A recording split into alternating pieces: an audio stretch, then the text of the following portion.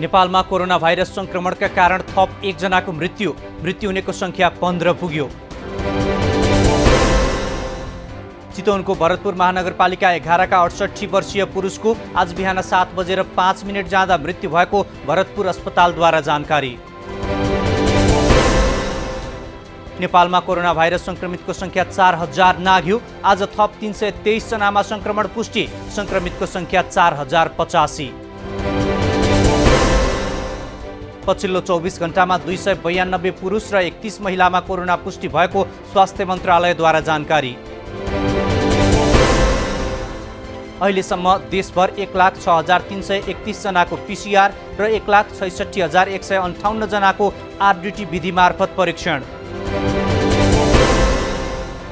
77 मध्ये 72 जिल्लामा कोरोना संक्रमित भेटिए, 5 जिल्लामा देखिएको छैन कोरोना। मंगलबार मात्रै 96 जना डिस्चार्ज, यो सँगै संक्रमण मुक्त भएर घर फर्कनेको संख्या 584 पुग्यो। देशभरका अस्पताल र क्वारेन्टिनका आइसोलेसनमा 3487 जना, क्वारेन्टिनमा बस्नेको संख्या 1,65,775। कोरोनाका कारण नेपालमा हालसम्म 15 जनाको मृत्यु भएको मन्त्रालयद्वारा जानकारी। प्रदेश 2 मा पछिल्लो 24 घण्टामा 54 जनामा कोरोना संक्रमण पुष्टि, 5 महिला र 49 जना पुरुषमा कोरोना संक्रमण देखियो। कर्णाली प्रदेशमा आज थप 20 जनामा संक्रमण पुष्टि, सल्यानका 13, सुर्खेतका 5 र जुम्लाका 2 जनामा कोरोना संक्रमण देखियो। पछिल्लो समय भारतबाट आउने नागरिक बढेसँगै कर्णालीमा कोरोना संक्रमितको संख्या बढ्दो, संक्रमितको संख्या 671। सुदूरपश्चिममा आज थप 10 जनामा कोरोना पुष्टि, कैलालीका 7, कञ्चनपुर, डडेलधुरा र दार्चुलाका 1-1 जनामा कोरोना संक्रमण। पूर्वी नवलपरासीमा कोरोना संक्रमित हुनेको संख्या 34 पुग्यो। पछिल्लो पटक बौद्धिकाली गाउँपालिकाको वार्ड नम्बर 2 र 3 का 12 जनामा संक्रमण पुष्टि। संक्रमित सबै भारतबाट आएर क्वारेन्टिनमा बसिरहेका 18 देखि 40 वर्ष उमेरका पुरुषहरू रहेको जानकारी। संक्रमितहरूलाई देवचुली नगरपालिकाको रजहर स्थित सामुदायिक प्राकृतिक चिकित्सालयको आइसोलेसनमा पठाइयो। बागलुङमा कोरोना संक्रमितको संख्या 40 पुग्यो। पछिल्लो पटक जिल्लाको बरेङ र निसीखोला गाउँपालिकामा 11 जनामा संक्रमण पुष्टि। बरेङ गाउँपालिकाका 18 देखि 49 वर्षका 8 जना पुरुषमा कोरोना संक्रमण पुष्टि, निसीखोलाका 3 जना पुरुषमा पनि संक्रमण देखियो। बरेङका संक्रमितलाई धौलागिरी अस्पताल र निसीखोलाकालाई बुर्तिबाङ प्राथमिक स्वास्थ्य केन्द्रको आइसोलेसनमा राखियो। बाँकेका 29 जना संक्रमितले जिते कोरोना भाइरस, कोहलपुरको कृषि तालिम केन्द्रको आइसोलेसनमा रहेका 22 जना र राप्ती सोनारी गाउँपालिकाको आइसोलेसनमा रहेका 7 जना डिस्चार्ज। बीपी कोइराला स्वास्थ्य विज्ञान प्रतिष्ठान धरानमा भर्ना भएका 28 जना पुरुष कोरोना निको भएर डिस्चार्ज। लगातार 2 वटा PCR परीक्षण रिपोर्ट नेगेटिभ आएपछि उनीहरूलाई घर पठाइयो। कोरोना जितेर घर फर्कनेमा झापाका विभिन्न ठाउँका 18 देखि 56 वर्ष उमेरका पुरुषहरू। कोरोना परीक्षणका लागि प्रयोग हुँदै आएको र्यापिड डायग्नोस्टिक टेस्ट RDT प्रविधिको विश्वसनीयतालाई लिएर सबैतिर प्रश्न। विश्व स्वास्थ्य संगठनले समेत मान्यता नदिएको RDT परीक्षणमा नेपालको जोड। रूपन्देहीको तिलोत्तमा नगरपालिका 10 मैनहवा गाउँमा रहेको गंगादेवी पशु फर्ममा कार्यरत एक व्यक्तिद्वारा 5 जना साथीको हत्या। स्थानीय कृष्ण बहादुर पुनको पशु फर्ममा काम गर्ने सुर्खेतका जसेन्द्र सिंजालीले गरे आफूसँगै काम गर्ने साथीहरूको हत्या। मदिरा सेवन गरी जसेन्द्रले कोदालो प्रहार गरी 5 जनाको हत्या गरेको प्रहरीको भनाई। 4 जनाको घटनास्थलमै र 1 जनाको उपचारका लागि अस्पताल लैजाने क्रममा मृत्यु भएको प्रहरीद्वारा जानकारी। मृत्यु हुनेमा स्थानीय जानकी मुसहर, पोखराज मुसहर, करण चौधरी, आशिष चौधरी र रूपन्देही मुर्गियाका माधव मुसहर। हत्यामा संलग्न सिन्जाली तिलोत्तमा 10बाट प्रहरीको नियन्त्रणमा। घटनाबारे अनुसन्धान भइरहेको प्रहरीको भनाई। संविधान संशोधन विधेयकमाथि विचार गरियोस् भन्ने प्रस्ताव प्रतिनिधि सभाको बैठकमा पेश। कानुन मन्त्री शिवमाया तुम्बाहाङफेद्वारा नेपालको संविधान दोस्रो संशोधन विधेयक 2077 सैद्धान्तिक छलफलका लागि पेश।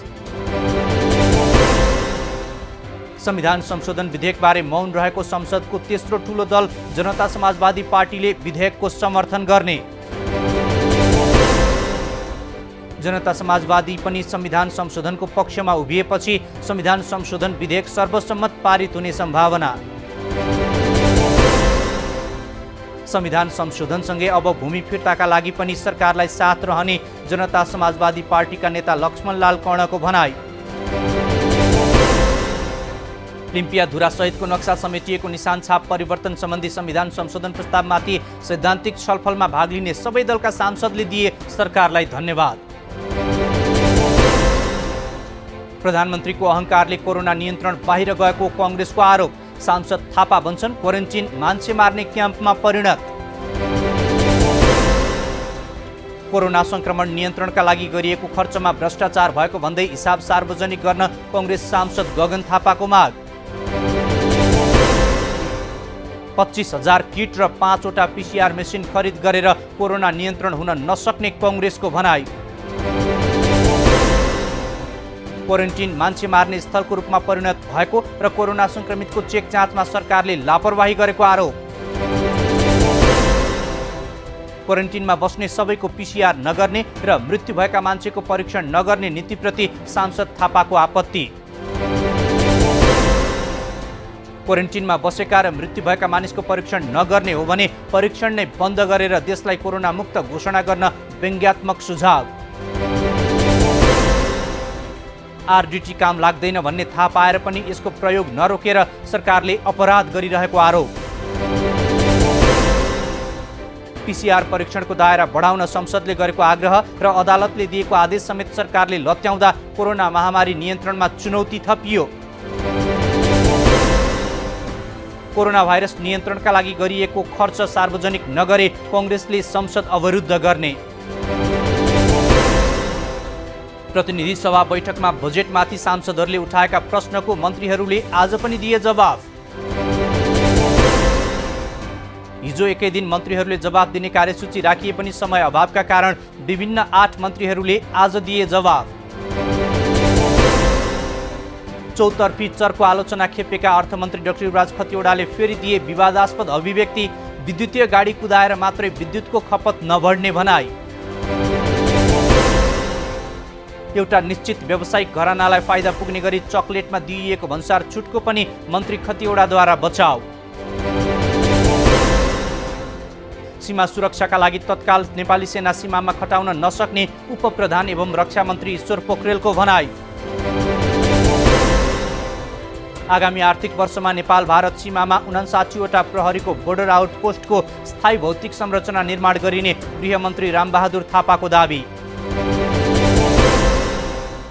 पछिल्लो समयमा मुलुकका विभिन्न स्थानमा हत्या हिंसाका घटना बढ्दै गएको भन्दै राष्ट्रिय सभाका सदस्यद्वारा चिन्ता व्यक्त। रुकुम र रूपन्देही लगायतका जिल्लामा भएको हत्यामा संलग्न दोषीमाथि कारबाही गर्न सांसदहरूको माग। रोजगारीमा देखिएको प्रतिकूल प्रभाव न्यूनीकरण गर्नका लागि आर्थिक प्याकेज घोषणा गर्न सरकारसँग माग।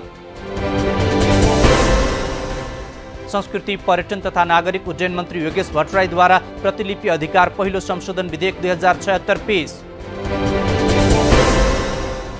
स्ट्यान्डर्ड नाप र तौल 5औं संशोधन विधेयक 2076लाई दफावार छलफलका लागि विधायन व्यवस्थापन समितिमा पठाइयोस् भन्ने प्रस्ताव सर्वसहमतिले स्वीकृत।